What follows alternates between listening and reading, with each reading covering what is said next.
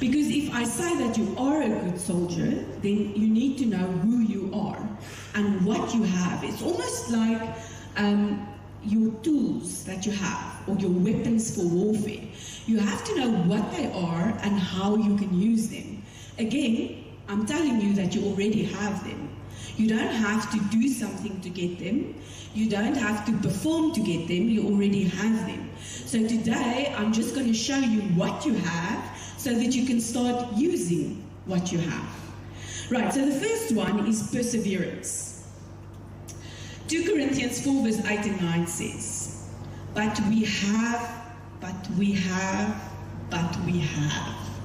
this treasure in jars of clay, to show that this all-surpassing power is from God and not from us. Amen.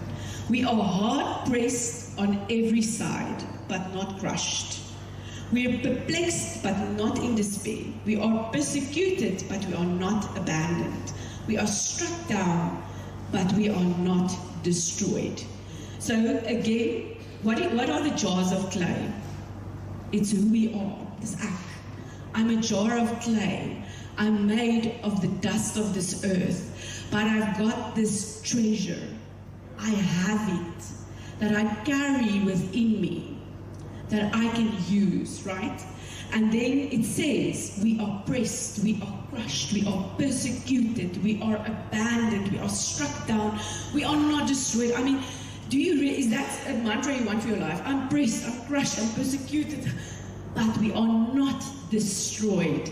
We've got a perseverance inside of us. We've got a treasure inside of us. We've got, it's something we can draw from that is inside of us. Then Revelation 3 verse 5 says, he who overcomes shall be clothed in white garments, and I will not blot out his name from the book of life, but I will confess his name before my Father and before his angels. It was perseverance and a finishing mentality that held Jesus on the cross. It was a getting the job done mentality that held Jesus on the cross. So it was also perseverance that allowed Abraham to wait for his promise. It is perseverance during the toughest of battles that carries the good soldier.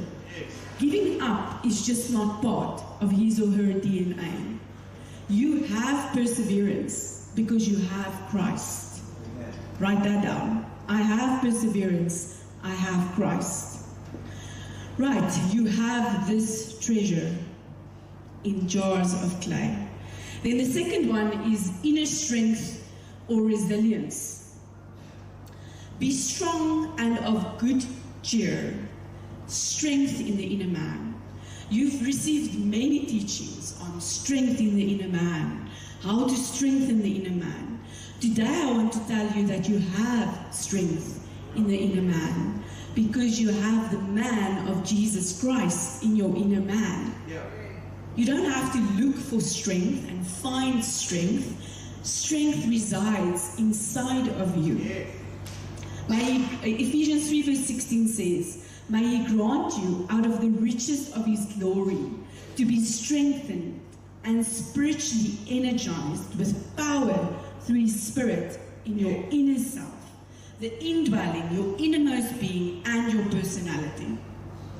You have strength in your inner self, your indwelling, your innermost being and your personality. Joshua was instructed more than once to be strong. Strength and resilience are required to see the task through to completion. This is not a physical strength. It's not a muscle strength. It's not showing off your abilities. You all know what I'm talking about.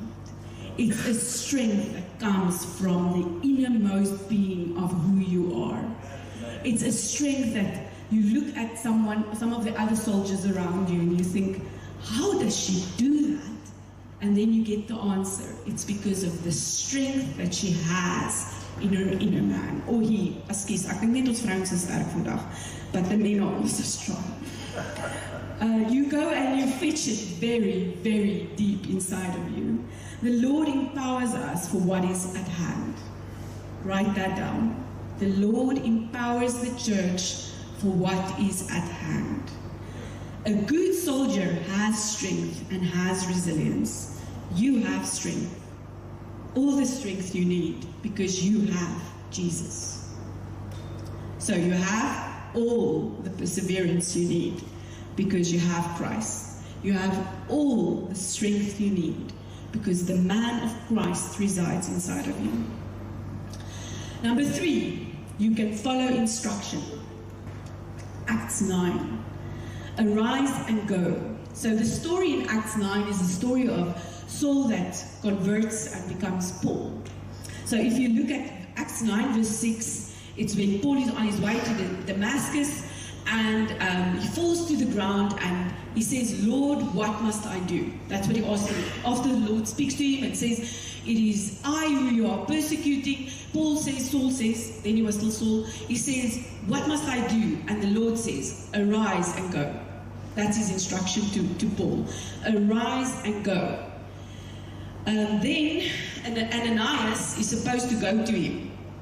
Because remember now, Saul is blind and he's praying in a house in Damascus. Then an angel of the Lord came to Ananias and said, you have to go there. You have to go to Paul. You have to go and speak to him. He's waiting for you. He's seen you in a vision, right? And then what's the instruction that Ananias gets?